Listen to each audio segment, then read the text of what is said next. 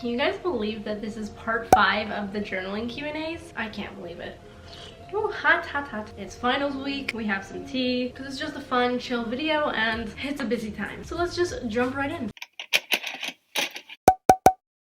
You guys know the drill. I have a whole album of all the questions that I've screenshotted from the questions you've commented down below. We're just gonna start off where we left off, and here we go. So the first question is, if you have writer's block and really cannot think of anything to write, would you see drawing a huge picture a waste of paper? Your journaling vids have been my fave thing to watch on YouTube since I found your channel. Thank you so much. No, not at all. Like, if that's your thing, go ahead and draw a picture. I draw pictures sometimes, and other times, you know, if I can't think of anything to write about, there are different prompts. I have a video on different journaling prompts. I have a whole prompt challenge. Sorry if you can hear kitchen noises. My roommate's cooking. You can also just like write about the fact that you don't know what to write about right now. Like, I always, a lot of the times actually will be like, I don't want to write, I have writer's block, and like straight up just write that. But yeah, if you want to draw, that's not a waste of paper at all. I feel like that would be super fun to look back on, and I love adding color and pictures to my journal entries. It's one of my favorite things to look back on. So yeah, do whatever the heck you want. Next question. Have you ever regretted writing an entry? Love your videos, keep it up. Thank you. Yes, I have. There are a couple entries that I am like so tempted to like rip out of my journal. I mean, actually a lot of the ones from like my younger years, like in middle school and stuff, there's some like really embarrassing things and I'm like, why the heck did I write that? I would never rip out any journal entries because I think it's really important to keep those things down, written down, to hold yourself accountable and to see how much you've grown, even if they're like really like angry or embarrassing or mean journal entries, like whatever it is. You know, there are entries where I have like crushes on boys in like high school or something, and I'm like, why did I write that? Like, why did I do that? And it's so embarrassing, but like it's also funny to look back on. Oh my gosh, it's like all coming back to me, like the things that I have written down. There are like entries where I've written like fantasies of like me and a guy that I like, which is so embarrassing. Like, oh my gosh, I like imagine kissing him, like whatever. And then also I have like journal entries where I'm like really mad at somebody. If I got in a fight with like a friend or a family member, I've like written some like not so nice things in there, and I'm like, why did I do that? But, you know, I look back and I'm like, geez. But honestly, I'd rather get those feelings out on paper and not like say something I regret to somebody. You know, I'd rather have the regretful journal entry than a regretful experience with another person that impacts them. So yes, there are definitely a lot of entries I regret, but I also don't regret them in the sense that like it's part of like my history, like who I am, feelings that I had, and I think it's like important to just not, you know, ignore those. You shouldn't just like rip them out and forget about it and pretend it didn't happen. Although it's hard saying that because there are some entries, like again, I'm just like, ooh, why do I have that? So embarrassing. Anyway, whew. I love this tea. This tea is my favorite tea of all time. It's cozy chamomile. It's so delicious and amazing. I'm not a big tea drinker, but when I do, I always drink this tea. I love it. Next question. I really like that question, by the way. The next one is, hey, is it okay to plan pages in pencil first and go over in pen? Also, is it okay to use a colored pencil to draw / color in with, or is felt pens better? Regarding like colored pencils, felt pens, whatever, do whatever floats your boat. You know, I don't think I've ever used colored pencils in my journal, but for some people that would be like a perfect option. As for planning out your pages in pencil first and then going over in pen, if you mean like writing everything out in pencil and then writing over those words in pen, I feel like that's kind of a lot of work. If you mean like a drawing that you were talking about, then like I always sketch out my drawings and stuff before I finalize them. I mean, in my journal entry, I don't, like in journals, I'll just like go ham with like a pen and just go for it. For my bullet journal, I always sketch them out with pencils first and then finalize it with pen. But yeah, if you mean like the words though, I mean, if you want to, you could. I personally would not do that because part of what I like about journaling is that it shows like your true honest self. It's not like the perfected version of you, it's like who you are. So you should embrace those mistakes of like you're writing in pen, oops, I made a mistake, let me cross out that word. Like, I don't know, something about having those entries with imperfections is just really beautiful to me. So do what you want, do what works for you, but personally I wouldn't do that. I don't know. The next question is, should I type my journals or write them? Okay, a lot of people have told me like, just type your journals. I've expressed that. I don't know what I'm gonna do with all of my journals when they all rack up to being like 50,000 journals. I don't know what I'm gonna do. That's like taking up a lot of space and everything. And so because of that, so many people have told me like, oh, just like type it up, you know, have a little digital diary. There are apps, like whatever. If you want to do that, that's good for you. Personally, I could never do that. I could not type my journal. I love typing, don't get me wrong, but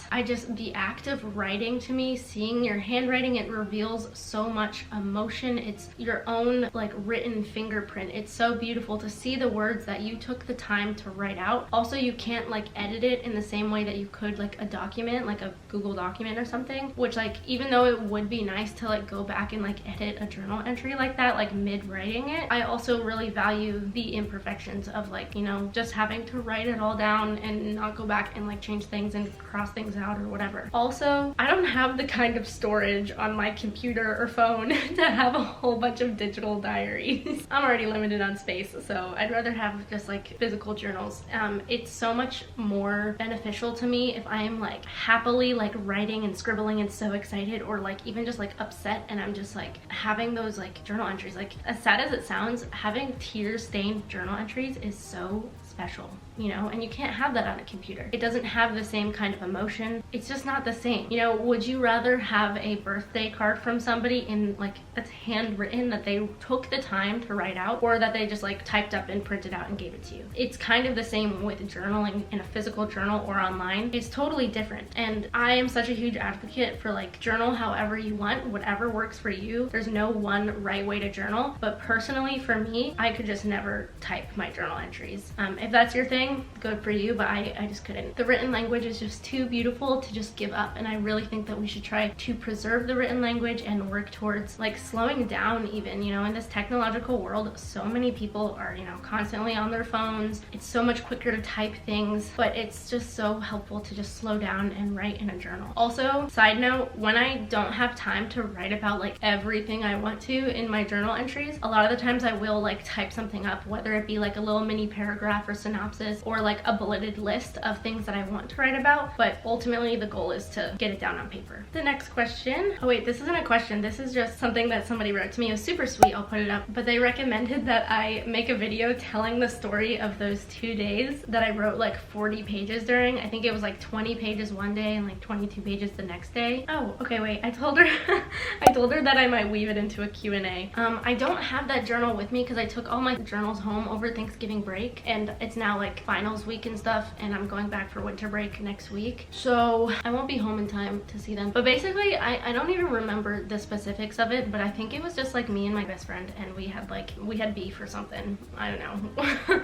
Our friendship got kind of messy at times, and I probably was just like writing all about it and like ranting about it. Definitely did not need to write like 40 something pages about it, and I think that there's gotta be other stuff in there, but I think the bulk of it was definitely like dissecting the entire situation. And like that's one of those journal entries that I'm like, why the heck did I write that? Like that's one of the ones that I like am kind of like, do I regret that? A little bit, yeah, that's like embarrassing and weird, you know. But you know, I was I think I was like probably in 10th grade. I was probably like 15 or 16 years old, so it makes sense that I was going in depth about things that no longer matter at all. But you know what, it is what it is. I think it might have been too like a catch up on like a lot of things that had happened, if I'm remembering correctly. Like it might have been like a build up of like how it led to the main stuff I was writing about. I don't know, it's not important.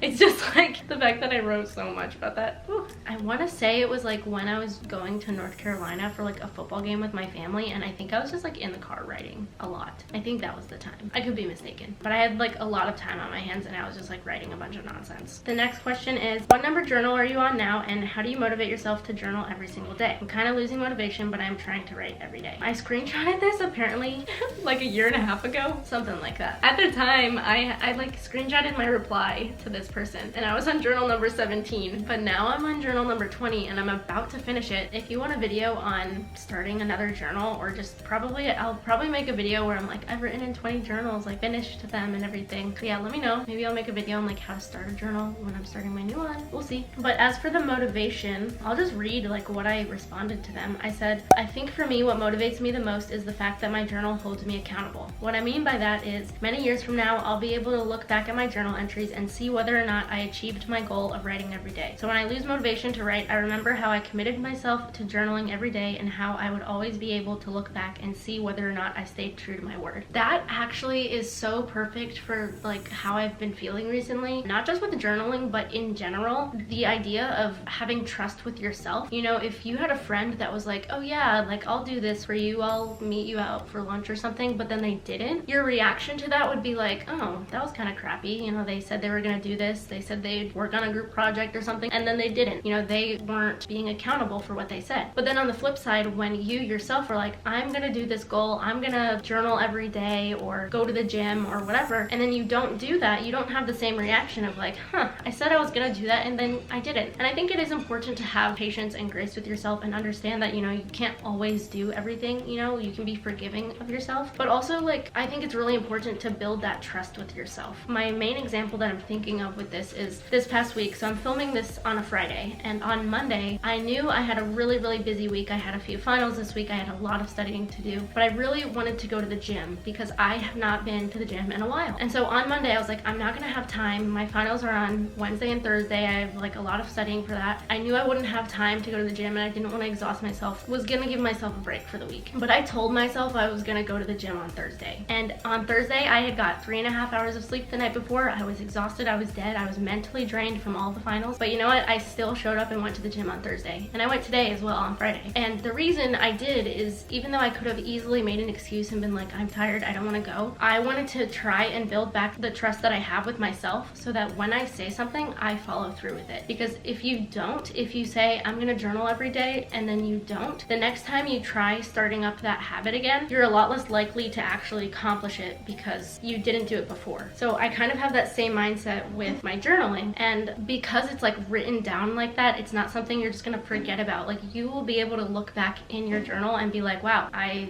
missed that day. That stinks. You know, it'll be a missing day. A lot of it too is not just the motivation, a lot of it is the discipline it takes. So there are a lot of days I don't want to write, I don't want to journal, I'm tired, I just want to go to bed, but I always write because I have told myself that I'm going to do that, and I deserve to have the respect for myself to follow through with what I tell myself I'm going to do. Basically, if you set your mind to something, you can do it. It's easier said than done, but having that discipline and respect and trust with yourself is so important, and you owe it to yourself to prove to yourself that you're gonna do it. Does that make sense? I hope that made sense. You know, it only takes like 5-10 minutes to journal every day. It doesn't need to be a long, bold, big thing. You could just write like a quick little entry and then it's done. If it's something that you truly want to do, you deserve to make it happen. The next question is, where do you do your journaling? In bed, at a desk? What is the most comfortable setting for doing your journaling? Honestly, I mean, in my apartment, I don't have many options. I kind of do it on my bed a lot, or I'll be at my desk. What I do a lot of the times is, like, when I'm at my desk doing homework, I'll start my journal entry and then I'll get back to work and then I'll finish my journal entry when I'm like in bed about to go to bed. However, that's just because that's kind of like the habit that I've gotten into. I really love writing throughout the day. Like the other day, it was like a few weeks ago, I wrote on the bus. I was just feeling very inspired to write, but I had to go to class. So I took my journal with me and I was on the bus and I literally wrote like a whole page on my bus ride to class. There's no right place to journal. I like writing in my bed. It's cozy and it's comfy and it feels safe and it's comfortable, and you should be like in that setting when you're journaling. Don't journal in a place where you're like, oh, this person's like watching me journal. I don't feel, you know, like, make sure you're comfortable so that you can be comfortable in your writing. And I think this will be my last question. Oh, it's a two-parter. How long does it take you every day to journal, and have you ever had a problem with someone trying to read your journals? As for the time it takes me to journal, honestly, like anywhere from 5 to 15 minutes usually. Sometimes it's longer if I write more, but for the most part, it's very quick. That's one of the things I try to tell myself too when I like really don't want to journal. Like, it's only 15 minutes out of your day. In the grand scheme of things, that's not a long time. But also because I've kind of gotten in the flow of like writing all the time, it's kind of easier for me to just grind out a journal entry or something. Sometimes I'll like write slowly if I'm like feeling more thoughtful and with my words or something. But yeah, for the most part, like 10-15 minutes, give or take however much time. And then problems with someone reading my journals, I hope not. I don't know. Laura, have you ever read my journals? I read them for my bedtime stories. Oh, really? Actually. Yeah. I know all your secrets. Good. Laura knows all my secrets, apparently. Yeah, I don't think so. I trust Laura not to read them. I would never. Yeah, I don't think she would. My family, actually, when I was younger, especially, I'm pretty sure my dad once read my like first ever journal, because I don't remember what it was, but I feel like I had it sitting out on my desk, and I feel like he asked me about something that I had written in my journal. Like, it might have been like about Jack Smith. And he was just like, so who's this boy you like, or something, I don't know. And then, oh, I do think my sister has read my journal a couple times. And like one time I came home from school and her report card was sitting next to my journal in my room, on the floor of my room, and the pages had been kind of bent, and she had a friend over at the time too, so I was like, ooh, I bet the two of them like went and read my journal. I had substantial evidence. I mean, her report card was sitting right next to my journal. Who would leave that kind of evidence, you know? I don't know, I just try not to think about it. I'm sure, like, I can't obviously say with 100% certainty that someone has read my journal, but I would be surprised if someone hasn't, and I just try not to think about it. You know, ignorance is bliss. Also, at this point, I feel like I have so many journals that, like, even if someone went to go searching for, like, my secrets in my journals, it's not like every single page is full of deep, dark secrets, you know? They're buried within. It would take a while for someone to have to, like, sift through and be like, oh, what's going on? Also, I feel like I had more, like, secrets to write about when I was in, like, middle school, high school, and it was like, no one can know how I feel. Like, now, I don't know. I try not to think about it, because if I knew about it, like, that would just not be good. Usually whenever I set my journal down, I, like, am aware of, like, how I left it, so when I come back to it and it's different from where I left it, I'm like, ooh, someone might have done something. Moral of the story, I don't like thinking about it. Anyway, that's gonna be it for today's video. If you liked it, give it a thumbs up. Comment any other questions down below for a part 6 of these videos. And yeah, cheers. Now I get to go babysit. I haven't put on makeup in like so long. I honestly, wow, makes me feel good about myself. Bye guys, thanks for watching.